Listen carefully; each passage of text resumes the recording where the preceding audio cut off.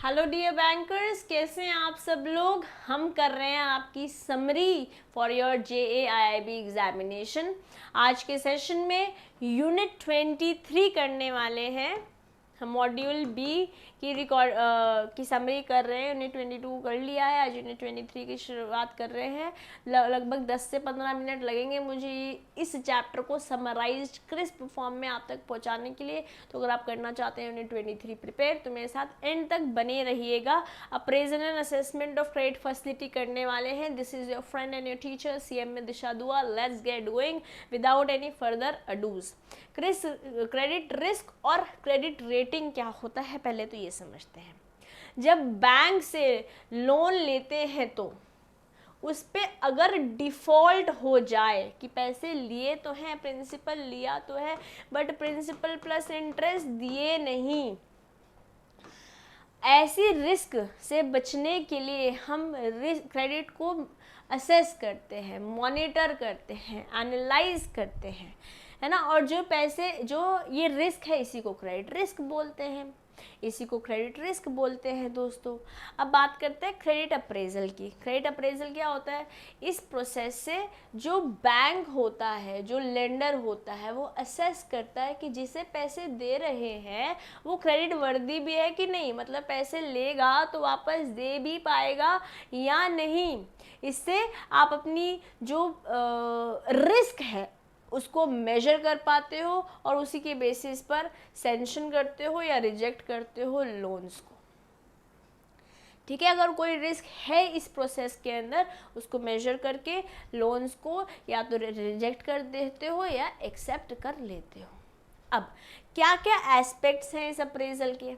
4 cardinal parameters हैं जो अपन को ध्यान रखते हैं, जो लेंडर्स ध्यान रखते हैं कि इन बेसिस पर ही पैसे दिए जाए या रिजेक्ट कर दिए जाए। आप क्रेडिट वर्दीनेस देखेंगे, जिस बंदे को आप पैसे दे रहे हो कि वो क्रेडिट वर्दी है कि नहीं। आप देखेंगे कि किस पर्पस के लिए लोन दिया जा रहा है। कोई ऐसा पर्पस तो नहीं है जहाँ पे ज़ीरो है, हीरो सिनेरियो निकल आए। कोई ऐसी बात तो नहीं है कि कोई जो है IPL में सट्टा करने जा रहे हैं या फिर कोई जुआ खेलने जा रहे हैं। कुछ गैम्बलिंग पर्पस है, पर्पस जानेंगे। ठीक है, फिर वेरीफाई करेंगे कि आपके पास है ऐसे रिसोर्सेज कि आप हमारे से पैसे लेते हो तो वापस दे देंगे। और आप असेस करोगे, अगर कोई कोलैटरल दे रहे हैं, कोई सिक्योरिटी दे रहे हैं, तो अगर डिफ़ॉल्ट हुआ तो ये पैसे हम इससे भी रिकवर कर लेंगे। अगर आपको याद है हुआ तो हमने लास्ट सेशन में 7 C's देखे थे। वो सब बातें भी ध्यान रखी जाती है जब लेंडिंग करी जाती है। बट जब मैं बात करी अप्रेजल की, तो ये चारों चीज़ों को डेफिनेटली तवज्जो इम्पोर्टेंस दिया जाता है लेंडर्स के द्वारा बिफोर गिविंग, सैंक्शनिंग और रिजेक्टिंग द लोन्स। ठीक है, चलिए अब किस तरह क्या असेसमेंट के मेथड्स हैं उनको समझने लगते हैं। देखिए, अपन के जब हम असेस कर रहे हैं तो 2 कैटेगरीज हैं। एक तो बिजनेस एंटरप्राइजेस है, एक है इंडिविजुअल। तो बिजनेस एंटरप्राइजेस को किस लिए पैसे चाहिए होंगे? या तो रोज़ का काम करने के लिए या कुछ कैपिटल असेट कर लेने के लिए, और उन्हीं के बारे में 2 बातें कर रखी है। या तो वर्किंग कैपिटल पर्पस है, कैपिटल एक्सपेंडिचर है। अगर इंडिविजुअल के बारे में बात करें तो मोटा मोटा या तो घर के लिए, या तो व्हीकल के लिए, कंज्यूमेबल ड्यूरेबल्स के लिए पैसे चाहिए होंगे। ठीक है, तो ब्रॉडली 2 हमारे पास कैटेगराइज हो गए। अब बात करते हैं वर्किंग कैपिटल के बारे में। वर्किंग कैपिटल को कैसे असेस करते हैं? वर्किंग कैपिटल बोले तो जो पैसे आपको रोज़मर्रा के लिए चाहिए। जैसे ये आपकी बैलेंस शीट है, यहाँ आपके असेट्स आते हैं, यहाँ आपकी लायबिलिटीज़ आती हैं, ये आपके फिक्स असेट्स हैं। उसके बारे में तो हम बात नहीं करेंगे क्योंकि हम वर्किंग कैपिटल के बारे में बात कर रहे हैं। तो हम करंट असेट में जाएंगे। करंट असेट मतलब जो 1 साल से कम वाले असेट्स हैं, जैसे कोई कैश है, कैश एट बैंक है, कैश इन हैंड है, कोई रिसीवेबल्स है, कोई डेटर्स हैं जहाँ से पैसे आने वाले हैं, है ना, कोई सेंड्री रिसीवेबल्स है, कोई BR है, something that you are suppose to receive, but इसके मेच्योरिटी 1 साल से कम है। ठीक है, बट उसी के साथ आपको ये भी देखना पड़ेगा, अगर आप बिजनेस चला रहे हो तो पैसे आते हैं तो जाते भी हैं। आप कोई रेंट देते हो, है ना, कोई सैलरी देते हो, कोई इंटरेस्ट पे करते हो, ठीक है, कोई वेजेस देते हो, कोई टैक्स देते हो, तो ये सब पैसे भी आपकी लायबिलिटी में आते हैं। तो आपको अगर बिजनेस चलाने के लिए पैसे चाहिए तो जो ये पैसे लिक्विडेटेड आने वाले हैं और जो पैसे लिक्विडेटेड जाने वाले हैं इनको एडजस्ट कर देंगे तो आपको नेट वर्किंग कैपिटल पता चल जाएगा।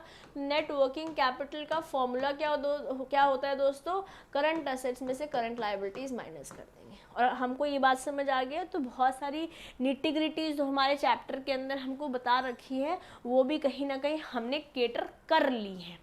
Okay, this was about basics of working capital. तो वर्किंग कैपिटल दो कैटेगरीज में क्लासीफाई हो रखा है, फिक्स कैपिटल के लिए और वर्किंग कैपिटल के दो मेन कैटेगरीज हैं। जब मैं फिक्स कैपिटल बोल रही हूँ तो यहाँ पे हम टोटल करंट असेट ले लेंगे ग्रॉस में, और नेट में हम यहाँ पर डिफरेंस ले लेंगे CA में से CL माइनस करके, और कोशिश करेंगे कि यहाँ पर आइडल रेशियो जो है 1:1 रहे, करंट असेट्स और करंट लायबिलिटीज़ का 1:1 रहे। ये इंपॉर्टेंट बात है, एक्चुअली जो भी मैंने येलो में हाईलाइट किया हुआ है वो सभी इंपॉर्टेंट है। Okay, this was about working capital. दो कंसेप्ट हैं अपन के पास, ये दोनों अपन ने देख लिए हैं। अब बात करते हैं आपकी ऑपरेटिंग या फिर वर्किंग साइकिल की। ऑपरेटिंग या वर्किंग साइकिल क्या होती है दोस्तों, जो बिजनेस चलाने के लिए आपकी साइकिल रहती है पैसों की, उसको बोलते हैं ऑपरेटिंग या वर्किंग साइकिल। मतलब आप पैसा डालते हैं, उससे रॉ मटेरियल खरीदते हैं, काम चालू करते हैं, उस पर पैसे लगते हैं, सामान बन गया, अब उसको बेचेंगे, स्टोर करेंगे, उसमें भी पैसे लगने वाले हैं, और उसको बेचेंगे, बेचने उधार पे बेचते हैं लेट्स से, तो फिर आपका कैश अटक गया, फिर से कैश आ जाएगा, फिर ये साइकिल चलती रहेगी। Cash, raw material, work in progress, finish goods, debtors, मतलब ये पैसे अब हमने उधार पे बेच दिए, यहाँ से पैसे आएंगे, पैसे आ गए, फिर वापस साइकिल चालू, इसे बोलते हैं ऑपरेटिंग या फिर वर्किंग साइकिल। अब कंप्यूट कैसे करते हैं इस ऑपरेटिंग साइकिल के कंपोनेंट्स कौन कौन से हैं? इसमें हम दो स्टेजेस हैं, one stage to another stage, time gap हमेशा रहेगा एक स्टेज से दूसरे स्टेज में। जैसे कैश से हम रॉ मटेरियल पे जाते हैं, रॉ मटेरियल से वर्क इन प्रोग्रेस पे आते हैं, वर्क इन प्रोग्रेस से फिनिश पे आते हैं, फिनिश से डेटर पे आते हैं, तो हर दो चीज़ों के बीच में गैप हमेशा रहने वाला है। अब average stock of raw material को अगर एवरेज रॉ मटेरियल के कंजम्पशन से हम डिवाइड कर देते हैं तो हमें कहीं ना कहीं का ऑपरेटिंग साइकिल का कंपोनेंट समझ में आता है कि कितना हमारा, ऐसे मान लेते हैं हमें 10 स्टॉक, एवरेज स्टॉक है हमारा 10 मेंटेन कर रहे हैं, और जो रॉ मटेरियल हम कंज्यूम कर रहे हैं वो रोज़ के हिसाब से लेट्स से 5 यूज़ कर रहे हैं, तो हमारे को 2 का पता चल चुका है। ठीक है, ऐसे एवरेज जब स्टॉक निकालना है रॉ मटेरियल का तो ओपनिंग में क्लोजिंग प्लस कर देंगे, डिवाइड बाय 2 कर देंगे, ऐसे तो एवरेज निकालते हैं। अगर एवरेज रॉ मटेरियल कंजम्पशन निकालना है तो एनुअल कंजम्पशन को 360 से डिवाइड कर देंगे, अगर पूरे साल में 1000 होते हैं तो 1000/360 हो जाएगा। ओके, ये फॉर्मूलाज हैं, इस पे आपको 2 से 3 मिनट देने पड़ेंगे, 2 से 3 बार इसको पढ़ना पड़ेगा। हो सकता है यहाँ से न्यूमेरिकल आ जाए, इसको आपको पढ़ना ही है गाइस, इम्पॉर्टेंट है। ठीक है जी, यहाँ से न्यूमेरिकल भी बन सकता है। That's about computation of operating cycle. अब बात करते हैं नॉन फंड बेस्ड फैसिलिटी। देखिए जो फंड बेस्ड हमने पढ़ा था लास्ट सेशन में, एक फंड बेस्ड फैसिलिटी होती है, एक नॉन फंड बेस्ड फैसिलिटी होती है। ठीक है, जो फंड बेस्ड है उनके बारे में हम बात नहीं कर रहे हैं इस चैप्टर में। नॉन फंड बेस्ड फैसिलिटी को कैसे असेस करते हैं? जब कोई कस्टमर किसी बैंक के साथ कॉन्ट्रैक्ट में आता है, ठीक है, और कोई किसी ने गारंटी दी हुई है कि अगर ये पैसे नहीं देगा तो मैं दूंगा, और इस कस्टमर ने फेल कर दिया पैसे देना, डिफ़ॉल्ट कर दिया, तो इस गारंटर को, इस सेलर को पैसे देने पड़ेंगे। ये हो जाता है बैंक गारंटी। अब यहाँ पे परमानेंट गारंटीज होती हैं जो कि फिक्स्ड बेसिस पे होती हैं। ठीक है, as long as the unit is in operation bank is going to banks finances outstanding, इनको बोलते हैं परमानेंट गारंटीज। मतलब जब basically BGs generally import export के केस में यूज होती हैं। यहाँ पे सेलर बायर के बारे में बात हो रखी है। बोल रहे हैं क्या कि कस्टमर ने बायर ने सेलर से सामान खरीदा, ठीक है, बायर को पेमेंट करनी थी, बट अगर बायर नहीं करता तो बैंक कर देगा यहाँ पर payment. So I just made some minutest details correct here. ठीक है, तो देने थे इन्होंने पैसे, इन्होंने बीजी दे दी थी, बट ये नहीं दे पाए, इसलिए ये दे देगा इनके बिहाफ पे, क्योंकि बीजी इन्होंने इश्यू कर रखी थी। तो जैसे ही सेलर इनिशिएट करता है मुझे पैसे दो, इन्हें यहाँ पैसे देने पड़ेंगे। ठीक है। अब लास्ट टॉपिक है जो कि है date service coverage ratio. Debt service coverage ratio मतलब जो मेरा डेट है, मान लेते हैं मैंने 10 रुपये देने हैं और मेरी इनकम है 100 रुपये, तो मैं 10 बारी डेट दे सकती हूँ, 10 टाइम्स डेट दे सकती हूँ, तो ये मेरा debt service ratio, debt service coverage ratio हो जाएगा।